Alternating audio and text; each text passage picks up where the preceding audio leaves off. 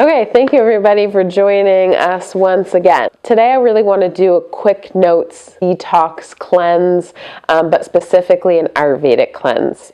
So to start, again, I'm going to talk about what Ayurveda is, and then I'll talk about how it applies to the seasons, and then I'll talk about how to do an Ayurvedic spring detox. Ayurveda is a really ancient tradition that kind of goes along with yoga. Yoga practitioners also practice Ayurveda. It's basically centered around 3 doshas, which if you think about astrology and the zodiac signs, it's super kind of applicable to Ayurveda. So just like if you've talked to Alex from Wild Astrology, you might know that we all have multiple signs and multiple planets within our birth chart that kind of relates to our personality and is just like another language of how to find balance. Ayurveda is very much the same thing. So that instead of being a bunch of zodiac signs, there's 3 doshas.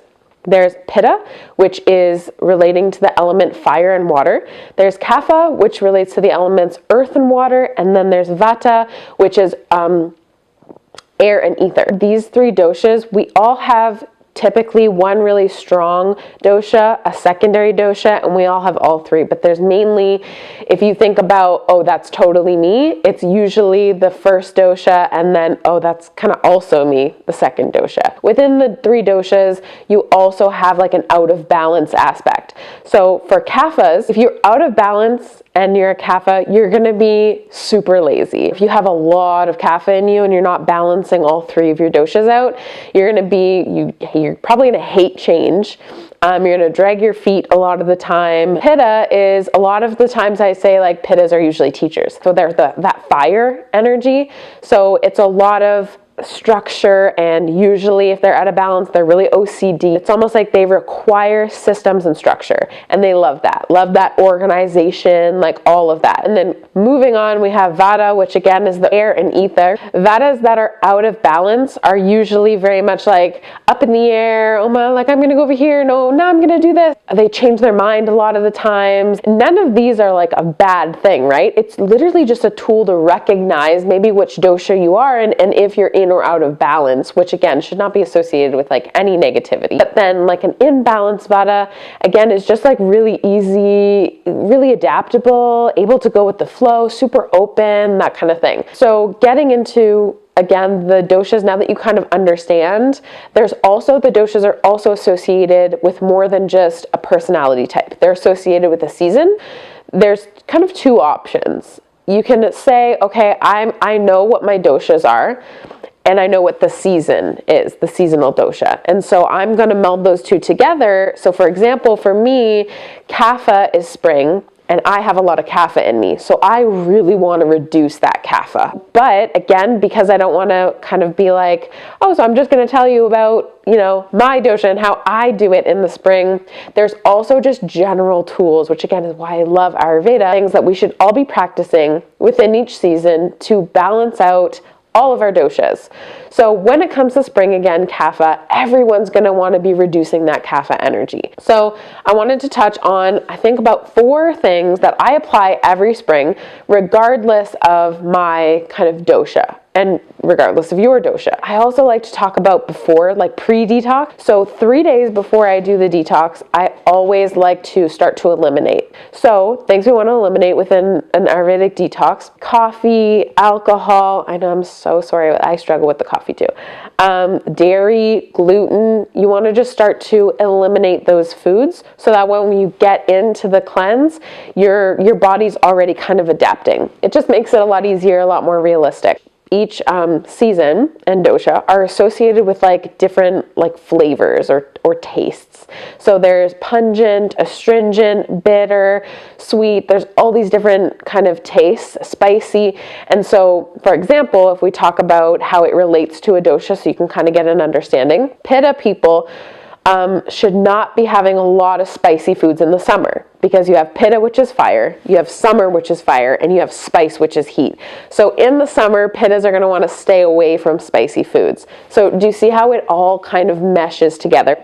But when we think about reducing kapha energy, we want to be eating bitter foods. So now I'm going to talk about just food in general.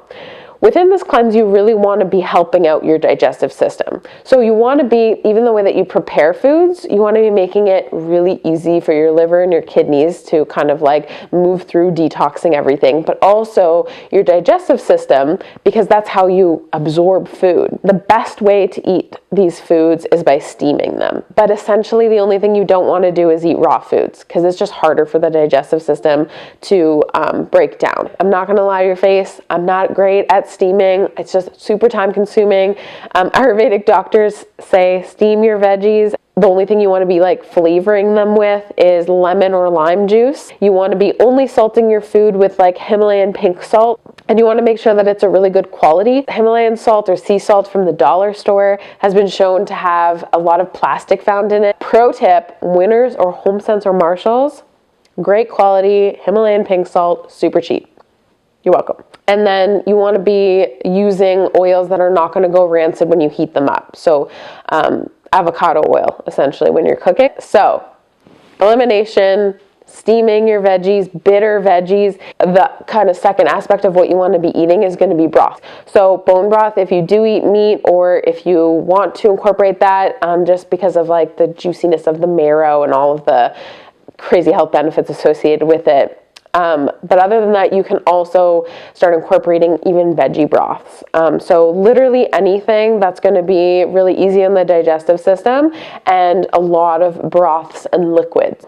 That leads me to my next point. You want to be drinking a lot of tea during the day. You want to be consuming water consistently and drinking a lot of tea. The types of tea you want to be incorporating, there are a couple. The ones that I always incorporate is a dandelion tea, peppermint, or fennel. Those are really great for detoxing. I always just gravitate to the brand Traditional Medicinals.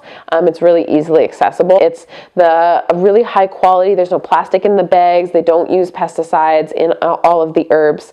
And I just find it's like really just high quality, you know, because when you're eating these things and you're consuming these things, if they're low quality, then it's like, what's the point, right? And then other than that, in the morning, you want to be incorporating a lemon water. I like to do like a teaspoon of apple cider vinegar, and then I'll do usually like a tablespoon or even just the juice of half a lemon first thing when you wake up. So we're eliminating first 3 days. Within the week, you want to be doing all of those broths and a ton of veggies, bitter when possible. Did I talk about bitter foods? We have like things like radishes, radicchio, rapini, I'll put all of the different herbs and teas and veggies in like a little quick notes kind of graphic for you. But yeah, I want to keep this really simple, and those are like literally every spring. Again, you can get into a lot more detail of how to do it and how to incorporate your doshas with the seasonal dosha in order to do a detox. But those things are like the main things that I do for a week. Again, I'll put all of the little kind of details in a quick notes below. But other than that, I hope you enjoy it. Let me know. Let me know how it goes. 1 week. Okay. Arya says goodbye. Say goodbye. Yeah, okay. Bye.